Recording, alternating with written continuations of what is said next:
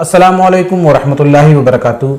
हाज़रीन, आप सभी का हमारे इस इस्लामी दर्स चैनल के एक खूबसूरत से प्रोग्राम शरई मसाइल में तहे दिल से खैर मक़दम है और इस्तक़बाल है। आप इस प्रोग्राम में अपने सवालात भेजते रहते हैं और मुफ्ती साहिब उनके जवाबात इनायत फरमाते रहते हैं। उम्मीद है आगे भी आप सवाल भेजते रहेंगे और हमारी इन वीडियो को बहुत सारी जगह शेयर करने की ज़हमत फरमाएंगे ताकि इस नेक काम का हिस्सा आप भी बन सकें और आपके नामे आमाल में भी कुछ नेकियां लिख दी जाएं।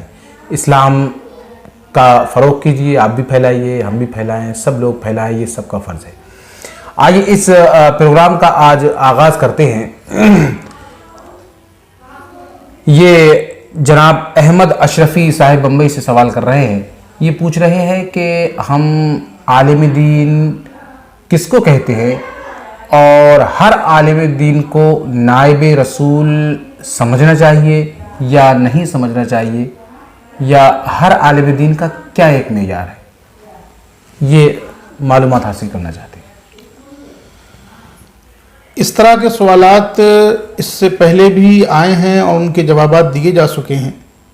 अहमद अशरफ़ी साहिब गुज़श्ता जो जवाबात हैं उन्हें भी सुन सकते हैं। मुख्तसरन यहाँ जवाब दिया जा रहा है।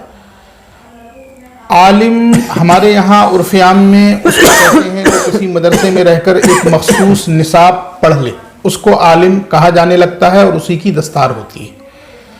लेकिन हमारे यहाँ हाल यह है कि उन पढ़ने वालों में ज़्यादातर लोग वो होते हैं जिन्हें उतना आ ही नहीं पाता। उस निसाब को पढ़ने के बाद जो सलाहियत होनी चाहिए, जो पुख्तगी होनी चाहिए, वो भी उनमें नहीं आ पाती। वो अरबी इबारत को पढ़ने से अक्सर महरूम होते हैं, उर्दू इबारत भी सही नहीं पढ़ पाते, लेकिन वो भी आलिम कहलाते हैं।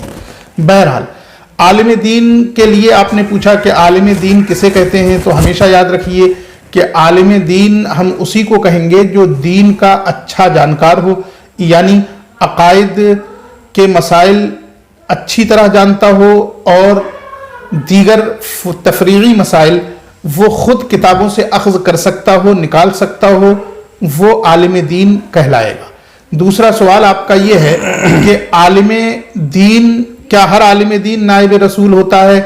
इसमें भी वही हाल है जो आलिम में हमने आपको बताया कि जिस तरह हर आलिम कहे जाने वाले को आलिम दीन नहीं कहा जा सकता और हर दस्तारबंदी वाले को हम आलिम दीन नहीं समझ सकते, वैसे ही हर आलिम दीन को नाइब रसूल भी नहीं कहा जा सकता।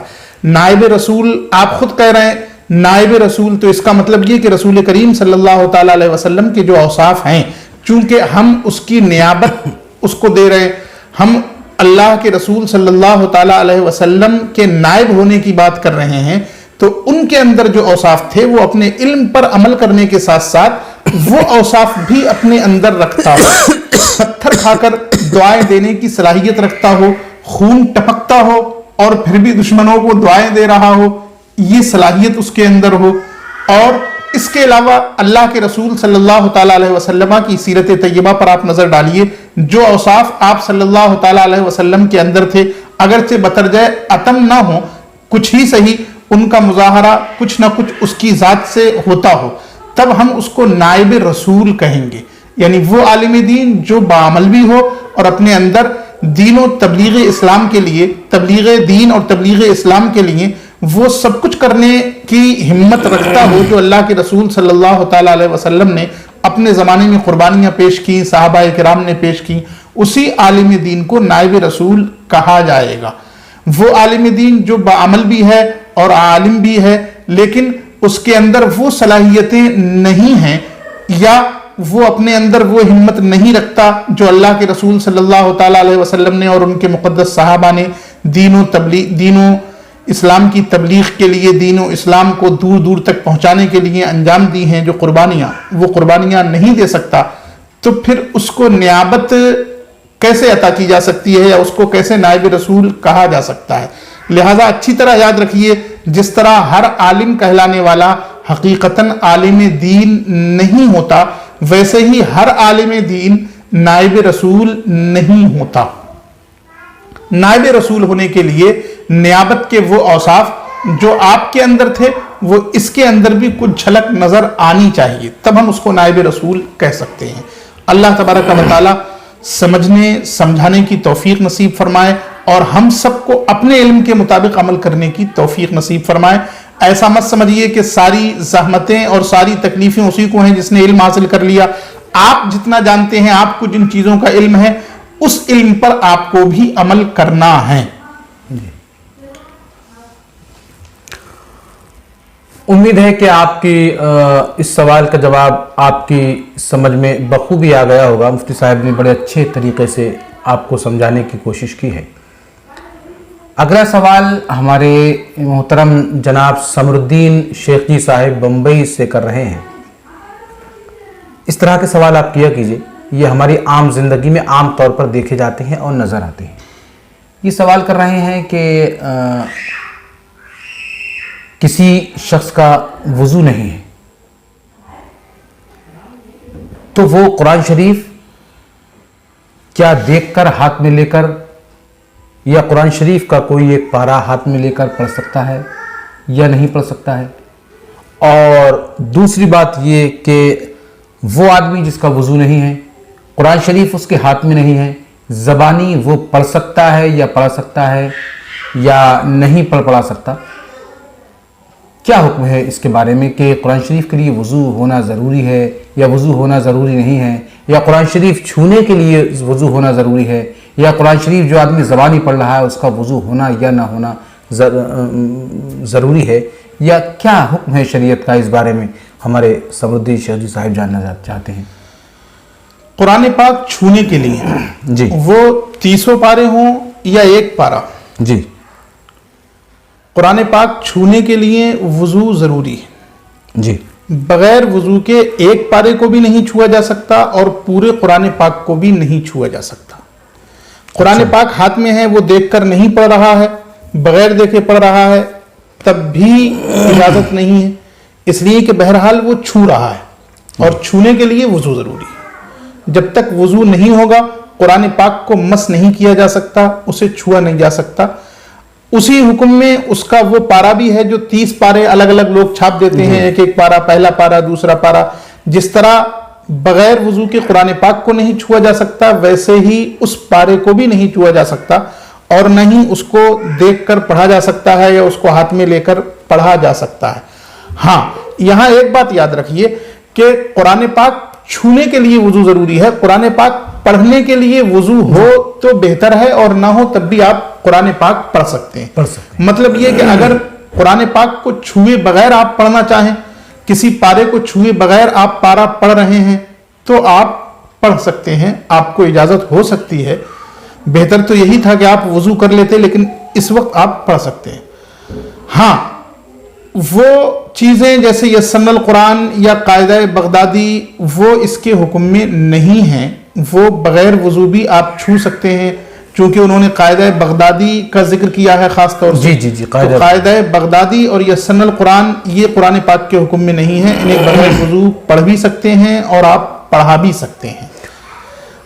اچھا، اور موبائل میں قرآن شریف جو لوگ پڑھتے ہیں ان کے لیے وضو؟ وہ ایک الگ صورت ہو جاتی ہے۔ جو لوگ موبائل میں قرآن پاک پڑھتے ہیں، اس سے پہلے بھی میں بتا چکا ہوں، وہ صورت یہ ہے کہ آپ موبائل میں دیکھ کر قرآن پاک پڑھ رہے ہیں تو قرآن پاک کو چھونا پایا ہی نہیں جا رہا ہے۔ اچھا، یعنی آپ قرآن پاک کے چھونے کی برکتوں سے، جو قرآن پاک کو چھونے کا ثواب ہے، قرآن پاک کو چھونے کی برکت ہے، اس برکت اور اس ثواب سے آپ محروم ہیں۔ جی، آپ چھونے کی برکت اور چھونے کا ثواب پا ہی نہیں رہے، تو اس میں چھونا ہو ہی نہیں رہا ہے، اس لیے قرآن پاک آپ موبائل میں دیکھ کر بغیر وضو بھی پڑھ سکتے ہیں۔ البتہ ایسا ہو سکتا ہے کہ پڑھنے والا باوضو بیٹھا ہے، اس کے ہاتھ میں پارا ہے قرآن پاک کا، اور استاد اگر بے وضو ہے، وہ بغیر وضو کے قرآن پاک چھو نہیں رہا ہے، بس پڑھا رہا ہے یوں ہی، تو پڑھا سکتا ہے۔ پڑھا سکتا ہے۔ چھونے کی ممانعات ہے، بس خلاصہ یہ ہے کہ چھونے کے لیے وضو ضروری ہے۔ وضو ضروری ہے، بنا چھوئے آپ اس کو پڑھ سکتے ہیں یا کسی کو پڑھا سکتے ہیں۔ پڑھا سکتے ہیں۔ یہ سمر الدین صاحب آپ کے سوال کا جواب مفتی صاحب نے عطا کیا، بہت اچھا، بہت اچھی طریقے سے سمجھایا، اور آپ نے سوال بھی کیا، اس طرح کے سوال اور بھی ہمارے اس پروگرام میں رکھا کیجیے۔ ایک سوال ہمارے نوجوان جناب सैयद मसूद अली साहिब सैदपुर से कर रहे हैं। आप भी सवाल किया कीजिए। हमें खुशी होती है जब हमारे किसी नौजवान लड़के या नौजवान लड़की का किसी जानकारी के लिए या अपनी मालूमात में इजाफा करने के लिए कोई सवाल आता है तो हमें अंदर से अच्छा महसूस होता है। आप सवाल किया कीजिए। जवान तबके में मजहबी जज्बा होना चाहिए। ये पूछते हैं कि लोग अक्सर कह दिया करते हैं कोई गलत बात हो जाती है या कोई गुनाह हो जाता है तो कह दिया करते हैं कि अरे तौबा कीजिए। कोई कहता है कि अरे इस्तग़फ़ार पढ़िए। तो ये पूछना चाहते हैं कि इस्तग़फ़ार और तौबा इन दोनों में क्या फ़र्क क्या है, आखिर ये जानना चाहते हैं। सबसे पहले तो ये समझिए कि लफ्ज़ इस्तग़फ़ार नहीं बल्कि इस्तिग़फ़ार। इस्तिग़फ़ार इस्तिग़फ़ार का मतलब होता है बख्शिश चाहना। जी, यानी हमने जो गुनाह किया है हम उसकी मग़फ़िरत की दुआ करें। हमसे जो गलती सरजद हुई है हम उसके लिए अपने रब की बारगाह में इल्तिजा करें कि मौला करीम ये गलती सरजद हो गई, इसकी मग़फ़िरत फरमा दे, इसे बख्श दे। जी, ये इस्तिग़फ़ार है। और तौबा का मतलब होता है रुजू।